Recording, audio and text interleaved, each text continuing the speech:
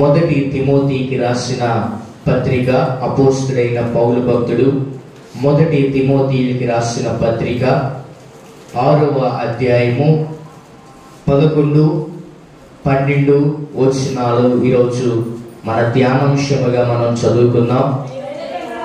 దైవజనుడా, నీవైతే వీటిని విసర్జించి నీతిని, భక్తిని, విశ్వాసమును, ప్రేమను, ఓర్పును, సాత్వికమును సంపాదించుకొనుటకు ప్రయాసపడుము. విశ్వాస సంబంధమైన మంచి పోరాడుము. నిత్య జీవమును చేపట్టుము. దాన్ని పొందుటకు నీవు పిలువబడి అనేక సాక్షుల ఎదుట మంచి ఒప్పుకోలు ఒప్పుకుంటివి. చాలు. ఈ శ్రేష్టమైన దేవుని యొక్క సన్నిధిలో మనం ధ్యానం చేసుకోబోయే అంశం ఏంటంటే, ఇక్కడ ప్రభు అయిన యేసుక్రీస్తు వారు మనకి నేర్పించబోయే అద్భుతమైన పాఠం ఏంటంటే, we have to pursue few things for God. దేవుని యొక్క సన్నిధిలో మనము కొన్ని విషయాల కొరకు ప్రయాసపడాలని దేవుని యొక్క లేఖన భాగముల నుంచి అపోస్తుడైన పౌలు భక్తుడు తన ప్రియ కుమారుడైన తిమోతికి చెప్పడం మనం చూస్తూ ఉన్నాం. ఈ మొదటి తిమోతికి రాసిన పత్రిక, first Timothy, it was written by Paul. అపోస్తుడైన పౌలు భక్తుని చేత ఈ మొదటి తిమోతికి రాసిన పత్రిక రాయబడింది. దీన్ని ఏమంటారంటే పాస్టరల్ లెటర్స్ అంటారు. మొదటి తిమోతికి రాసిన పత్రిక అండ్ రెండో తిమోతికి రాసిన పత్రిక, అలాగే తీతుకు రాసిన పత్రికని ఏమంటారంటే పాస్టరల్ లెటర్స్. అంటే దేవుని యొక్క దైవజనుడు సంఘానికి నేర్పించవలసిన కొన్ని ప్రాముఖ్యమైన అంశాలు మొదటి తిమోతికి రాసిన పత్రికలలో, అలాగనే తీతుకు రాసిన పత్రికలో అనేకమైన విషయాలు రాశాడు. అలాగే మనం గమనించినట్లయితే this is called as a personal letters, అంటే వ్యక్తిగతపు పత్రికలు అని ఈ 3 పత్రికలు తెలియపరుస్తూ ఉన్నాయి. అయితే ఈ తిమోతి ఎక్కడున్నాడు? అపోస్తుడైన పౌలు భక్తుడు ఎక్కడుండి ఈ పత్రికను రాస్తున్నాడు? ఈ పత్రిక రాయటానికి గల అర్థం ఎందుకు అని కొన్ని విషయాలు మనం ధ్యానం చేసుకొని అప్పుడు దేవుని వాక్యాన్ని ధ్యానించుకోవడం వల్ల అందులో ఉన్న పరిస్థితి, సంఘటనలు, కాంటెక్స్ట్ అంటే అక్కడ జరుగుతున్న పరిస్థితులు ఏంటో మనకి క్షుణ్ణంగా అర్థమవటానికి, దేవుని వాక్యానికి మనకు మన జీవితాల్లో ఇప్పుడు మనం అన్వయించుకోవటానికి ఎంతో ఉపయోగకరంగా ఉంటది. కనుక అపోస్తుడైన పౌలు భక్తుడు మాసిదోనియా ప్రాంతంలో పరిచర్య చేస్తూ ఉన్నప్పుడు ఈ మాసిదోనియా పట్టణము నుంచి తిమోతి ఎఫెసీలో ఆ పట్టణములో పరిచర్య చేస్తూ ఉన్నాడు. ఒక సేవకుడిగా, యవనస్తుడైన ఒక సేవకుడిగా అపోస్తుడైన పౌలు భక్తుని చేత కట్టబడిన ఆ సంఘానికి అపోస్తుడైన పౌలు భక్తుడు యవనస్తుడైన తిమోతిని ఏం చేశాడంటే, ఎఫెసీ పట్టణంలో ఒక సంఘము ఏర్పాటు చేయబడింది. అది పెద్ద సిటీ. అయితే ఎఫెసు అనే ఆ ప్రాంతంలో అనేకమైన చర్చెస్ ఉన్నాయి. కేవలం ఒక్క మందిరమే కాదు. ఎఫెసు పట్టణంలో, అలాగే గుంటూరు జిల్లాలో ఎలాగైతే సంఘాలు ఉన్నాయో ఎఫెసు అనే ఆ పెద్ద మహాపట్టణంలో చాలా మందిరాలు ఉన్నాయి. కనుక అక్కడ పరిచర్య చేయడానికి అపోస్తుడైన పౌలు భక్తుడు యవనస్తుడైన తిమోతిని ఏం చేశాడంటే పంపించాడు. ఈ తిమోతి ఎలాంటి వ్యక్తి అంటే, అపోస్తుడైన పౌలు భక్తుడు తన యొక్క రెండో మిషనరీ యాత్రలో లిస్త్రాలో పరిచర్య చేస్తూ ఉన్నప్పుడు ఒక గ్రీక్ దేశస్థుడైన తండ్రి నుంచి, అలాగే ఒక యూదురాలైన స్త్రీ నుంచి జన్మించిన ఒక కుమారుడు తిమోతి. కనుక ఈ తిమోతి అపోస్తుడైన పౌలు భక్తుడు లిస్త్రాలో పరిచర్య చేస్తూ ఉన్నప్పుడు తనతో పాటు పరిచర్య చేయడానికి పౌలు భక్తుడు తిమోతిని వెంట పెట్టుకొని పరిచర్య చేశాడు. అలాగే పరిచర్యలో నమ్మకమైన వ్యక్తి ఎవరో తెలుసా? తిమోతి. పౌలు భక్తుడు తిమోతిని గురించి సాక్ష్యం ఇచ్చేటప్పుడు ఏమని మాట్లాడుతాడో తెలుసా? నా విశ్వాస కుమారుడైన తిమోతి అంటాడు. విశ్వాసముతో నేను నిన్ను కన్నాను గనక నీవు నా కుమారుడువు. అలాగే నమ్మకమైన దేవుని పరిచారకుడని తిమోతిని గురించి సాక్ష్యం ఇచ్చాడు. అందరూ తమ సొంత కార్యములే చూసుకుంటారు కానీ తిమోతి మాత్రం దేవుని కార్యాలు చూస్తాడు, దేవుని పరిచర్య చేస్తాడు. పరిచర్యలో ఈ యవనస్తుడైన తిమోతి నమ్మకస్తుడని పౌలు దగ్గర మంచి సాక్ష్యాన్ని పొందాడు. కనుక ఈ దినాల్లో మనం గమనించినట్లయితే దేవుని సంఘములో ఉన్న ప్రతి విశ్వాసి, దేవుని సంఘములో ఉన్న ప్రతి పురుషుడు, ప్రతి స్త్రీ, ప్రతి యవనస్తుడు, ప్రతి సండే స్కూల్ బిడ్డ, వీళ్ళందరూ కూడా దేవుని దైవజనుడు సంఘములో దైవజనుని యొద్ద అందరూ కూడా తిమోతి పొందిన గొప్ప సాక్ష్యాన్ని ఏం చేయాలో తెలుసా? పొందుకోవాలి. ఏదైనా ఒక పనిని పౌలు భక్తుడు తిమోతికి అందిస్తే, సువార్తను ప్రకటించమని తెలియపరిస్తే, ముందు వెనక ఆలోచించకుండా తన యజమానుడు దేవుని సేవకుడు చెప్పిన మాటను బట్టి నమ్మకమైన పరిచారకుడిగా సాక్ష్యాన్ని పొందిన వ్యక్తి. కనుక ఇక్కడ అపోస్తలుడైన పౌలు భక్తుడు మాసిదోనియాలో ఉండి సంఘాన్ని, ఒక యవనస్తుడు, ఎవరు? ఒక యవనస్తుడు నమ్మకముతో పౌలు భక్తుడు ఏం చేశాడంటే, ఎఫెసీలో సంఘం ఉంది, అక్కడ నువ్వు వెళ్ళి పరిచర్య చేయాలని చెప్పేసి అతన్ని పంపించాడు. తీతు కూడా మంచి యవనస్తుడు.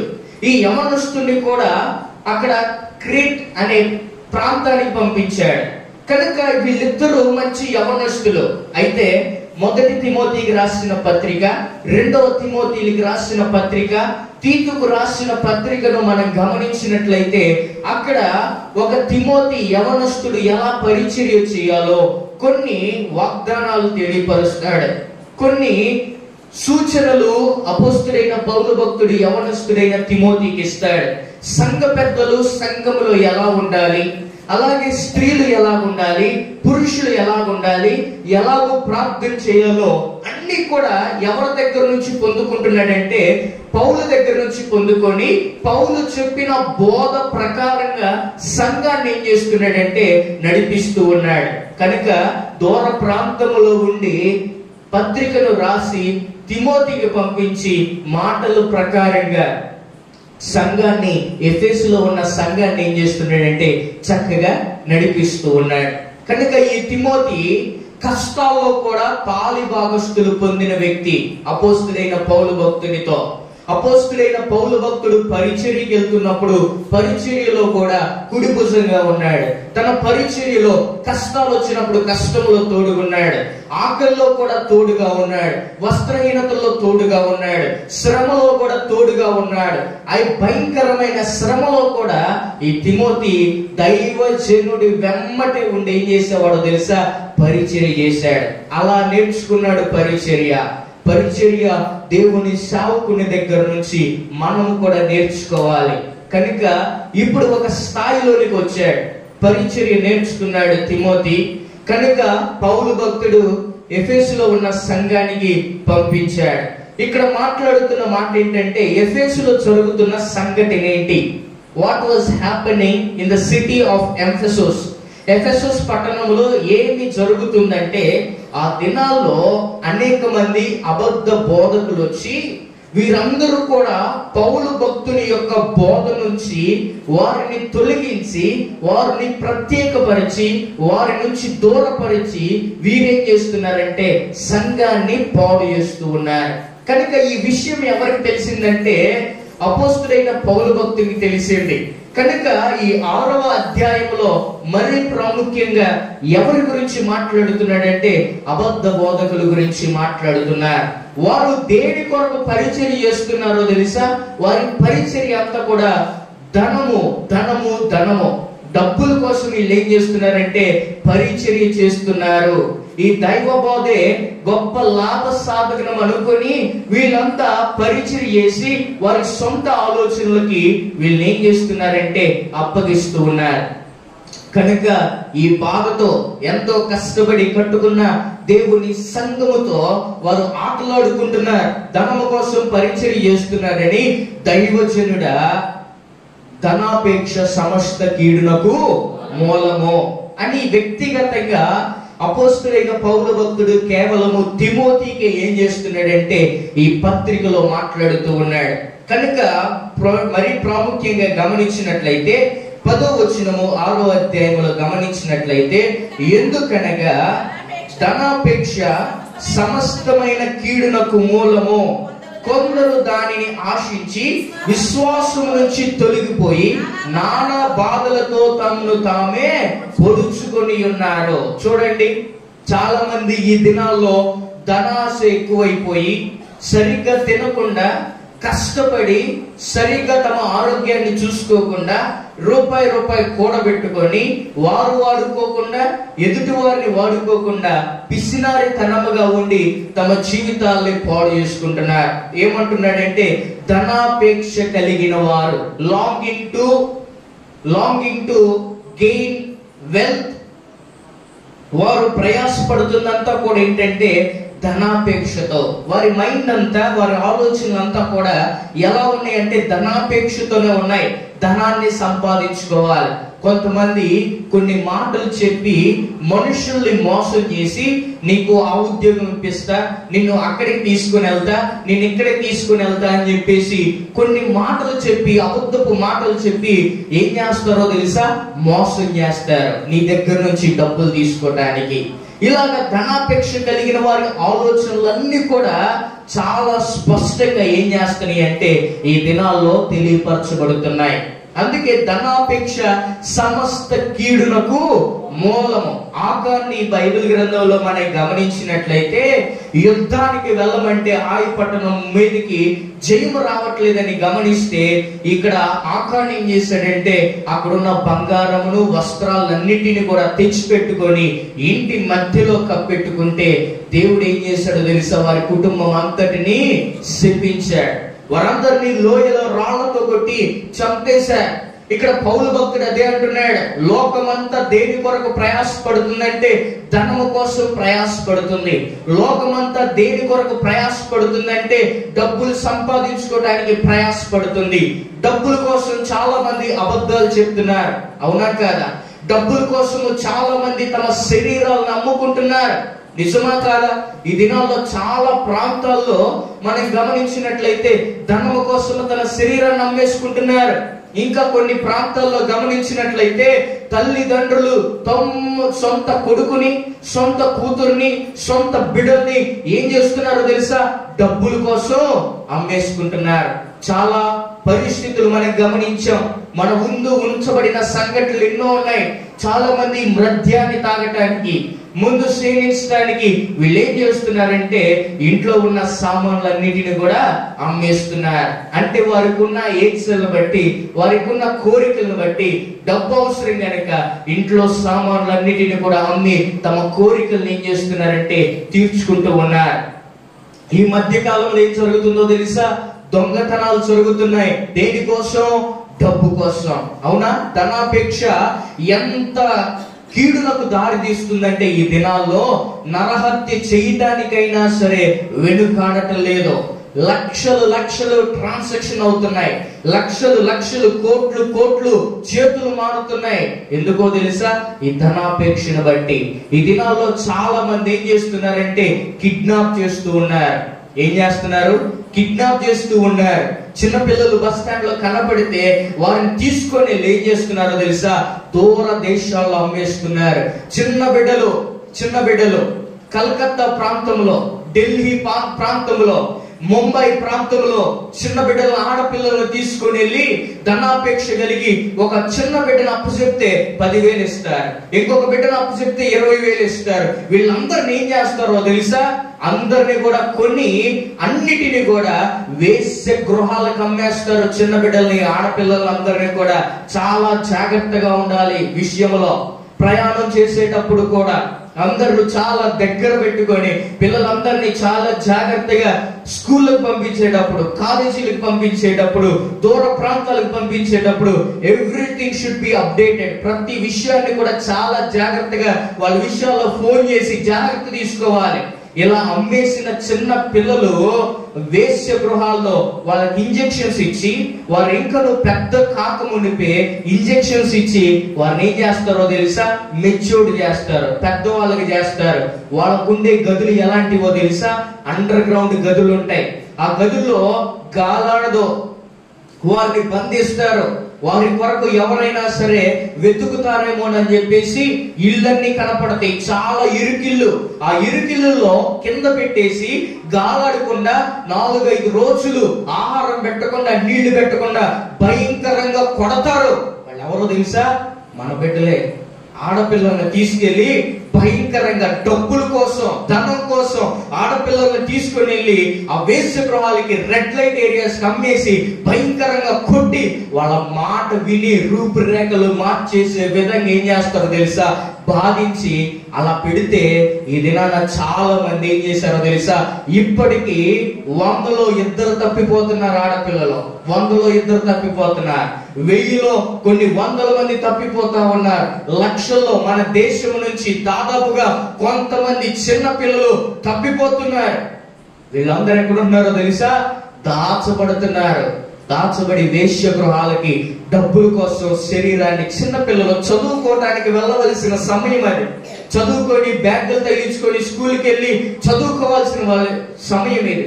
చిన్న బిడ్డలు చాలా మంది తల్లిదండ్రులు చిన్న బిడ్డలను కోల్పోయి ఎంతగానో వేదన పడుతున్నారు. చూడండి సమాజము ఈ ధనాపేక్షను బట్టి ఎలా మార్చేసిందో.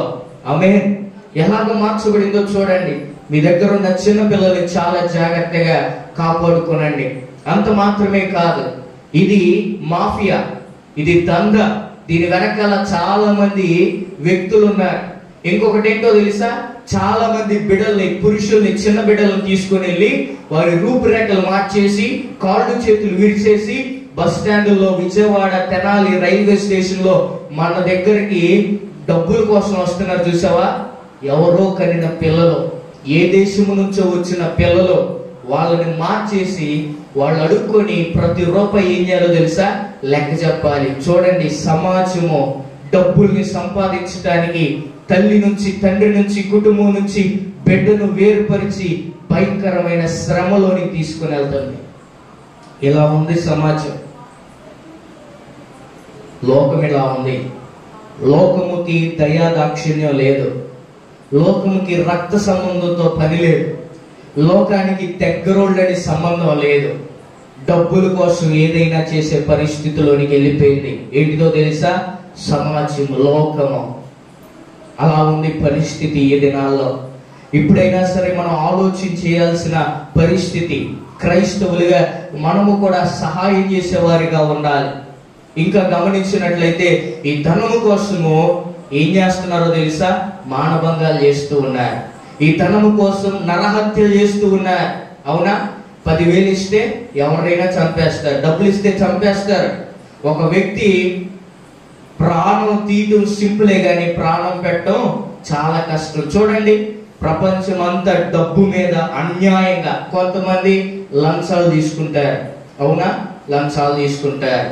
ఒక పని జరగాలంటే లంచాలు తీసుకుంటారు. అంటే ప్రతి దానికి ఈ లోకములో దేని మీద ఆధారపడి ఉందంటే డబ్బు. డబ్బు. మనిషి డబ్బు కోసం తన జీవితాన్ని అయినా సరే ఇచ్చేయడానికి ఈరోజు సిద్ధంగా ఉన్నాడు. ఒక క్రైస్తవుడిగా ధనాపేక్ష ఉండకూడదు. అది సమస్త కీడునకు మూలం అంటున్నాడు. అందుకే విశ్వాసము నుండి తొలగిపోతారు. డబ్బు మీద ఆశ ఉంటే విశ్వాసం మీద నుంచి తొలగిపోతారు. అందుకే నానా బాధల్లో ఏంటంటే నానా బాధలు వస్తాయి. అందుకే తమ్మును తామే ఏం చేస్తారంట? పొడుచుకొని చచ్చిపోవటానికైనా సిద్ధమే. దేనికోసం? డబ్బుల కోసం. ఇలాంటి పరిస్థితి ఈరోజు సమాజంలో ఉంది. అయితే దేవుని బిడ్డలుగా అపోస్తుడైన పౌలు భక్తుడు తిమోతికి సెలవిస్తున్న మాట ఏంటో తెలుసా? దైవజనుడా అంటున్నాడు. దైవజనుడా అంటే ఇంగ్లీష్ లో ఏంటో తెలుసా? Son of God. దైవజనుడా. నీవు ఒక సంఘానికి ఒక నాయకుడిగా ఉన్నావు కనుక నీవు దైవజనుడివి. సంఘానికి ఏం చెప్పాలో తెలుసా? నువ్వు వీటన్నిటినీ విసర్జించు. దొంగ బోధ చేయొద్దు, డబ్బుల కోసం బోధ చేయొద్దు. నువ్వు దేని కొరకు తెలుసా? విశ్వాసం కొరకు, ప్రభు యొక్క రాజ్యము కొరకు నిరీక్షణ కలిగి విశ్వాసముతో నిలకడగా ఉండి నువ్వు దేవుని సువార్తను ప్రకటించు అంటూ ఏమంటున్నాడు తెలుసా? నీవైతే ఈ ధనం నుంచి దూరంగా పారిపో, ఎందుకంటే అది నిన్ను కీడులో పడేసింది. కనుక వీటన్నిటి నుంచి విసర్జించు. విసర్జించు అనే పదానికి ఫుట్ నోట్ లో ఏమి ఇవ్వబడిందో తెలుసా? విడిచి పారిపో. విడిచి పారిపో. ఫ్లీ అని ఇంగ్లీష్ లో ఉంటది, ఫ్లీ అవే, దాని నుంచి దూరంగా వెళ్ళిపో. అంటే ఈ మాట మనకి ఒక ఉదాహరణగా చెప్పాలంటే, యోసేపు ఎప్పుడైతే ఐగుప్తు దేశంలో ఉన్నాడో తన మీద మచ్చ రాకుండా, దేవుని ఎదుట పాపం చేయకుండా తన వస్త్రాన్ని అక్కడ వదిలిపెట్టి ఏం చేశాడు? పారిపోయాడు. అంటే అలాగా మనము కూడా పాపము నుంచి దూరంగా పారిపోవాలని చెప్పేసి ఇక్కడ దైవజనుడైన అపోస్తలుడైన పౌలు భక్తుడు దైవజనుడైన తిమోతితో సెలవిస్తున్నాడు. వీటన్నిటి నుంచి విసర్జించు. మంచిగా నీ జీవితాన్ని నువ్వు కాపాడుకోవాలంటే కొన్ని ప్రాముఖ్యమైన విషయాల గురించి పౌలు భక్తుడు మాట్లాడుతున్నాడు. దైవజనుడ నీవైతే వీటన్నిటి నుంచి విడిచిపెట్టు. ఇంగ్లీష్ లో ఒక పదం ఉంది, ఏంటో తెలుసా? ఎస్కేప్. అంటే దాని నుంచి దూరంగా పారిపో. ఈ రాత్రికాల సమయంలో మనము దేవుని వాక్యాన్ని వింటున్న నీవు నేను, దేవునికి ఇష్టం లేని కార్యాలు, ఈ ధనాపేక్ష సమస్త కీడునకు మూలం గనుక దీని నుంచి పారిపోయి నిజమైన విశ్వాసము, నిజమైన రక్షణ కలిగి దేవుని సన్నిధిలో మనందరము కూడా ఉండాలి. అయితే వీటి నుంచి విడిచిపెట్టిన తర్వాత, వీటి నుంచి పారిపోయిన తర్వాత ఇప్పుడు దేన్ని సంపాదించుకోవాలి? దేన్ని సంపాదించుకోవాలి? పౌలు భక్తుడు ఒక్కొక్క విషయాన్ని చెప్తున్నాడు. నీతిని ఏం సంపాదించుకోవాలంట? నీతిని. అందుకే యేసుక్రీస్తు వారు ఏమంటారో తెలుసా? ఈ లోకములో ఉన్న వస్తువుల కోసం కాదు, ఈ లోకంలో ఉన్న బట్టల కోసం కాదు, ఈ లోకంలో ఉన్న బంగారం కొరకు కాదు, ధనము కొరకు కాదు, ఆహారము కొరకు కాదు, అన్నిటికంటే ముందుగా నువ్వు ఏం సంపాదించుకోవాలో తెలుసా? దేవుని రాజ్యాన్ని, ఆయన నీతిని సంపాదించుకో. నీతిని సంపాదించు. ఈ లోకంలో ఎలాగ నీతిగా బ్రతకాలో నేర్చుకో. అందరి ఎదుట నీ జీవితము ఎంత నీతిగా ఉండాలో, పరిశుద్ధంగా ఉండాలో దాన్ని కాపాడుకోవడానికి నువ్వు ప్రయాసపడు. నీతియుక్తమైన జీవితము ప్రతి క్రైస్తవుడికి కావాలని చెప్పేసి అపోస్తుడైన పౌలు భక్తుడు వేదనలో నుండి ఒక యవనస్తుడైన తిమోతికి రాస్తూ ఉన్నాడు. కనుక ఈ రాత్రికాల సమయంలో నీవు నేను కూడా దేని కొరకు ప్రయాసపడాలో తెలుసా? నీతిని సంపాదించుకోవడానికి ప్రయాసపడాలి. మత్తయి శుభవార్తలో యేసుక్రీస్తు వారు కొండ మీద ప్రసంగం చేస్తూ ఏమంటాడో తెలుసా? ఇదిగో నీతి కొరకు హింసించబడుతున్న వారు ధన్యులు అంటాడు. నీతి కొరకు ప్రయాసపడువారు ధన్యులు. ఎలాంటి పరిస్థితుల్లోనైనా మన నిజాయితీని, మన నీతిని మాత్రం మనము విడిచిపెట్టకూడదు. నీతిని సంపాదించుకోవాలి. నీతి కలిగిన సంఘముగా నిలబడాలి. నీతి కలిగిన విశ్వాసిగా నీతియుక్తమైన పనులు చేస్తూ, నీతి కార్యాలు చేస్తూ, నీతిమంతుడైన దేవుణ్ణి మనము కనపరచాలి. we should represent righteous God in our life. మన జీవితంలో నీతియుక్తమైన దేవుణ్ణి మనం ఏం చేయాలో తెలుసా? బలపరచాలి. మనము ఆయనను ఘనపరచాలి. రెండో విషయముగా ఆయన మాట్లాడుతున్నాడు, ఏం సంపాదించుకోవాలి? డబ్బు కాదు, లోకంలో ఉన్న వస్తువులు కాదు, బంగారం కాదు, ధనాపేక్ష కాదు. రెండోది ఆయన ఏమంటుండే తెలుసా? భక్తిని సంపాదించుకో. ఏం సంపాదించుకోవాలి? భక్తిని సంపాదించుకో. ఈ భక్తితో నువ్వు వ్యాపారం చేయకూడదు. ఈ భక్తితో ఏం చేయాలో తెలుసా? దేవుణ్ణి స్తుతించాలి. భక్తిని సంపాదించుకోవాలి. దైవికమైన భక్తిని సంపాదించుకోవాలి. అందుకే మనం ప్రార్థనలో, వాక్యములో దైవికమైన భయము కలిగి మన భక్తిని ఏం చేయాలంటే కొనసాగించాలి. అందుకే భక్తి కలిగి జీవించాలి. మూడవది ఏమంటున్నాడు తెలుసా? విశ్వాసమును సంపాదించుకో. విశ్వాసము కోల్పోతుందని పౌలు భక్తుడు సెలవిచ్చాడు. నీవు దేవుని మీద దేన్నైతే ఎక్కువగా నమ్ముతావో, దేవుని కంటే ఏదైతే నువ్వు ఎక్కువగా ప్రేమిస్తావో, నువ్వు దేవుని కంటే మరొక దాని మీద నీ విశ్వాసం ఉంది అంటే దేవుని నువ్వు నమ్మట్లా, ఈ లోకంలో ఉన్న వస్తువుల్ని నువ్వు నమ్ముతున్నావు, ఈ లోకంలో ఉన్న ధనాన్ని నువ్వు నమ్ముతున్నావు గనుక ఆటోమేటిక్ గా నీ విశ్వాసం అనేది ఏమైందో తెలుసా? కోల్పోయింది. నీ విశ్వాసము దేవుని మీద ఉన్న నీ విశ్వాసము ఈ లోకములో ఉన్న వస్తువుల మీద, ధనం మీద నీ విశ్వాసం వెళ్ళిపోద్ది. అప్పుడు విశ్వాసం వెళ్ళిపోతే నిస్సహాయమైన స్థితిలోనికి వెళ్ళిపోతా. విశ్వాసము దేని మీద ఉంటుంది? ఈ రాత్రికాల సమయంలో ఎవరి మీద మన విశ్వాసం?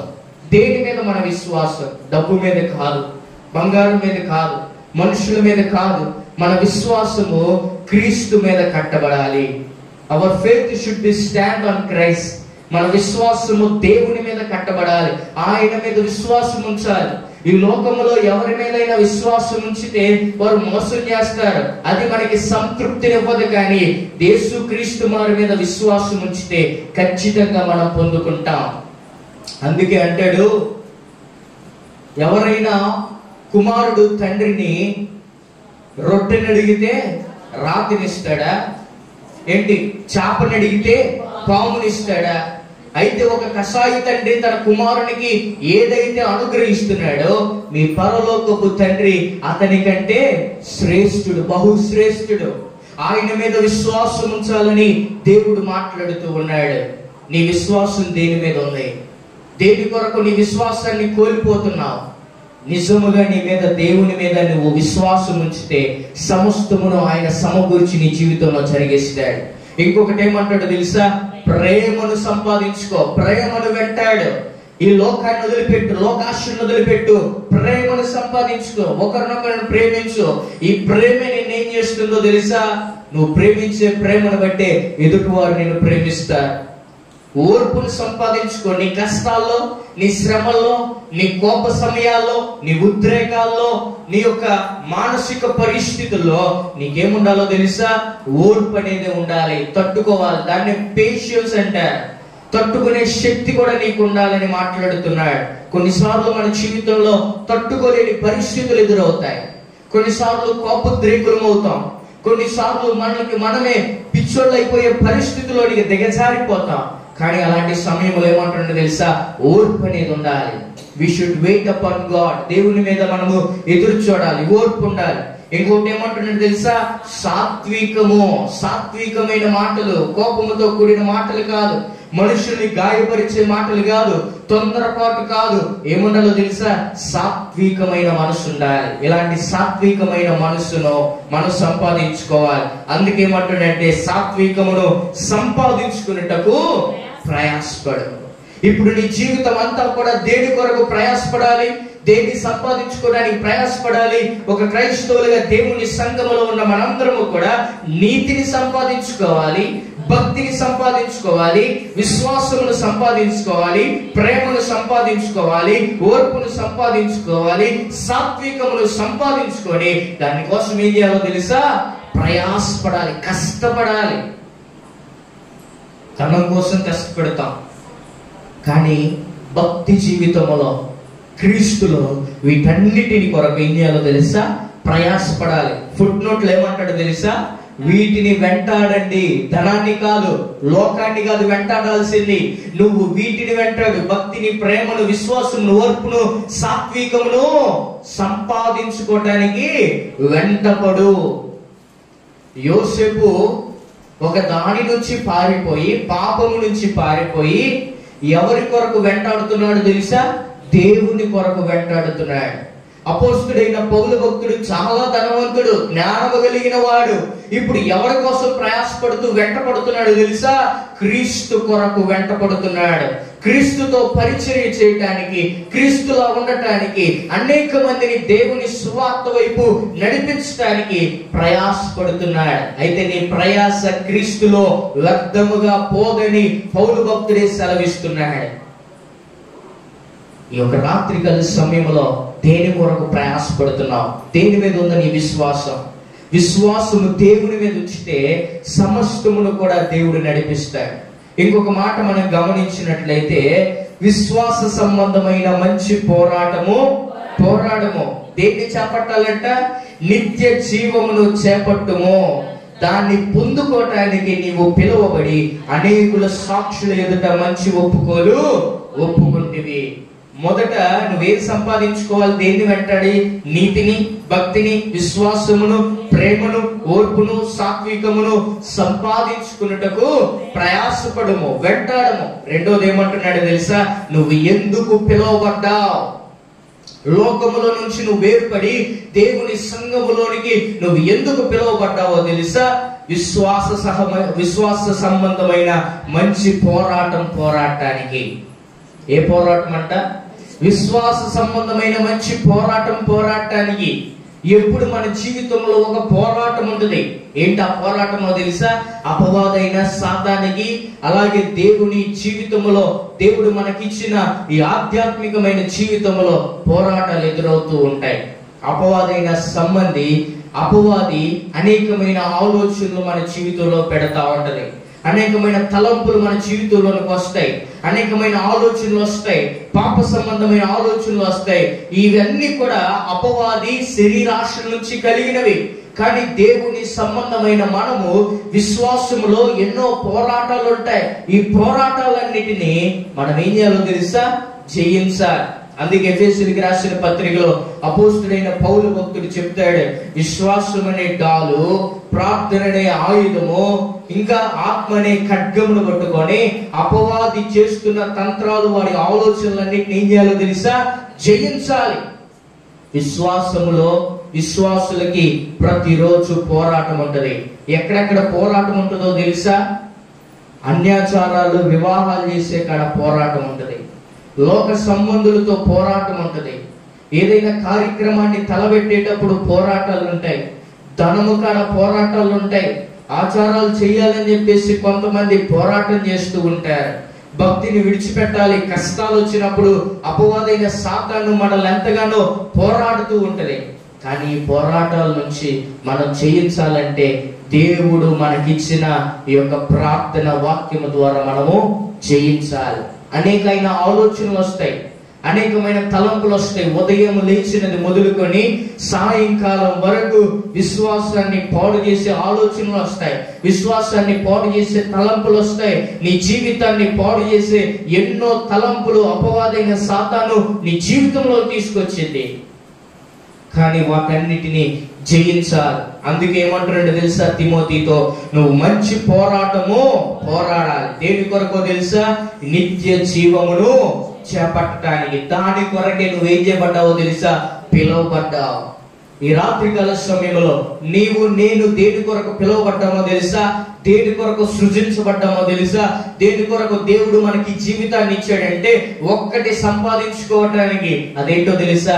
నిత్య జీవమును సంపాదించుకోవటానికి. పౌలు భక్తుడు అంటాడు, నేను మంచి పోరాడి తిని, నా పరుగును కడముట్టించి తిని. అపోస్తుడైన పౌలు భక్తుని జీవితంలో ఎన్నో విశ్వాస సంబంధమైన పోరాటాలు వచ్చినాయి, కష్టాలు వచ్చినాయి, శ్రమలు వచ్చినాయి, నిందలు వచ్చినాయి. అయ్యో, ఎంత గొప్ప పాపం నుంచి నన్ను ఎవరు రక్షించగలరని ఎంతో బాధపడ్డాడు. శ్రమల్లో నుంచి రాళ్ల దెబ్బలు, కర్ర దెబ్బలు, ఎన్నో పరిస్థితులు, ఎండనక వాడనక ఎన్నో శ్రమలు పడ్డాడు క్రీస్తు నిమిత్తం. చివరికి ఒక యవనస్తుడైన తిమోతిని, పరిచర్యలో ఉన్న తిమోతిని బలపరచడానికి ఏమన్నాడు తెలుసా? నా జీవితంలో కూడా ఎన్నో శ్రమలు వచ్చినాయి తిమోతి. నేను పరిచర్య చేసేటప్పుడు ఎన్నో మాటలు విన్నాను, ఎన్నో అవమానాలు పడ్డాను, ఎన్నో నిందలు పడ్డాను, ఎన్నో శ్రమలు నేను అనుభవించాను, ఎన్నో ఆలోచనలు నాకు వచ్చినాయి. విశ్వాసం నుంచి తొలగిపోవాలనే ఆలోచనలు నాకు వచ్చినాయి. కానీ నేను మంచి పోరాడి ప్రభు కొరకు నిలబడ్డాను. ఒక దేవుని సేవకుడు ఎన్ని అవమానాలు పడతాడు తెలుసా? ఎన్ని శ్రమలు పడతాడో తెలుసా? ఎన్ని ఇబ్బందులు పడతాడో తెలుసా? లోకములో ఎన్ని ఆశలు చంపుకోవాలో తెలుసా? ఎంతమంది మాటలు పడాలో తెలుసా? ఎంత కష్టపడాలో తెలుసా? వీటన్నిటినీ చంపుకొని నిందలైన, అవమానాలైన, శ్రమ అయినా, కరువైన, ఇరుకైన, ఇబ్బంది అయినా, కష్టమైన మరలా తిట్టిన వాళ్ళని పలకరించాలి, దూషించిన వాళ్ళని పలకరించాలి, చేదరించుకున్న వాళ్ళని మళ్ళా పలకరించుకోవాలి. ఇన్ని శ్రమలు పడి సువార్తను ప్రకటిస్తూ ఉన్నారు దేవుని సేవకులు. ఇన్ని అవమానాలు పడి చాలా మనలో చాలా మంది ఎన్నోసార్లు ఎన్నో మాటలు, అనేకమైన తలంపులు, అనేకమైన విషయాలు చెయ్యకూడనివి కూడా వాళ్ళు ఏం చేస్తున్నారు తెలుసా? అప్పగిస్తూ ఉన్నారు. ఇలాంటి శ్రమలు పడి, కష్టాలు పడి, ఇరుకులు పడి, తిని తినక, ఎండనక, వాననక, అటు ఇటు తిరిగి పరిచర్య చేసి, అనేక రోగుల కొరకు ప్రార్థన చేసి, శ్రమపడి, అనేక మంది బాగోగుల కొరకు, కుటుంబం కొరకు ప్రయాసపడి, సేవని, పరిచర్యను ఎలాగైనా క్రీస్తు సంఘాన్ని పరిశుద్ధంగా దేవుని రాజ్యములో నిలబెట్టాలని ఏం చేస్తున్నారో తెలుసా? ప్రయాసపడుతున్నారు. ఇన్ని శ్రమలు, ఇందులో చాలా మంది అలగటం, చాలా మంది తప్పుగా అర్థం చేసుకోవటం, చాలా మంది తప్పుడు నిందలేయటం, చాలా అవమానించటం, ఇవన్నీ జరుగుతూ ఉన్నాయి. బాగున్నప్పుడేమో సంకనెత్తుకుంటారు, బాగున్నప్పుడేమో కింద వదిలిపెడతారండి. ఇలా ఉంటాయి. అన్నిటినీ తట్టుకోవాలి, అన్నిటినీ తట్టుకోవాలి, అన్నిటినీ భరించాలి. అందుకే తిమోతితో పౌలు భక్తుడు అంటున్నాడు, ఈరోజు మీ సేవకులు మీ ఎదుట నిలబడ్డారంటే ఎన్నో అవమానాల నుంచి వచ్చారు, ఎన్నో శ్రమల నుంచి వచ్చారు, ఎన్నో ఇబ్బందులు ఇప్పటికీ పడుతూనే ఉన్నారు, ఇప్పటికీ ఎంతగానో కష్టపడుతూనే ఉన్నారు. ఎవరి కొరకో తెలుసా? క్రీస్తు కొరకు. ఎంత శ్రమ పడుతుంది ఏదో మనుషుల దగ్గర నుంచి మెప్పు పొందుకోవడానికి కాదు, ఎంత ప్రయాసపడుతుంది మనుషుల దగ్గర నుంచి ఘనతను పొందుకోవటానికి కూడా కాదు.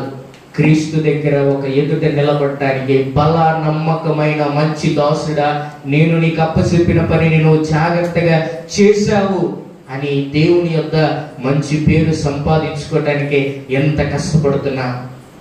చాలా మంది ప్రార్థనకి రారు, ఆదివారం ప్రార్థనకి రారు, శనివారం ప్రార్థనకి రారు, బుధవారం ప్రార్థనకి రారు. వెంటనే దేవుని సేవకుడు ఏం చేస్తాడో తెలుసా? ఫోన్ చేయటం, ఇంటికి వెళ్ళి కలవటం, ఎందుకు రాలేదు ప్రార్థనకి, ఏంటి సమస్య అని ప్రతి ఒక్కరి దగ్గరికి వెళ్ళి కనుక్కుంటాడు. ఎందుకంటే ప్రతి విశ్వాసి కూడా దేవుని సంఘములో చాలా ముఖ్యము.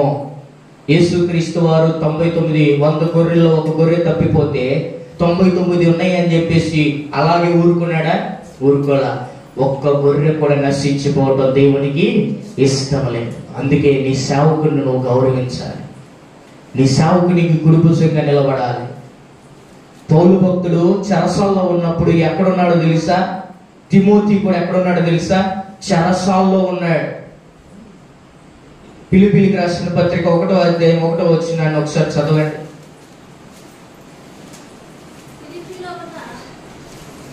ఫిలిప్పీలో ఉన్న క్రీస్తు యేసునందలి సకల పరిశుద్ధులకును, ఆ అధ్యక్షులకును, పరిచారకులకును, క్రీస్తు యేసు దాసులైన పౌలును తిమోతియు శుభమని చెప్పి రాయినది. ఎక్కడి నుంచి రాస్తున్నారో తెలుసా? ఈ పత్రిక చెరసాల్లో ఉండి రాస్తున్నాడు.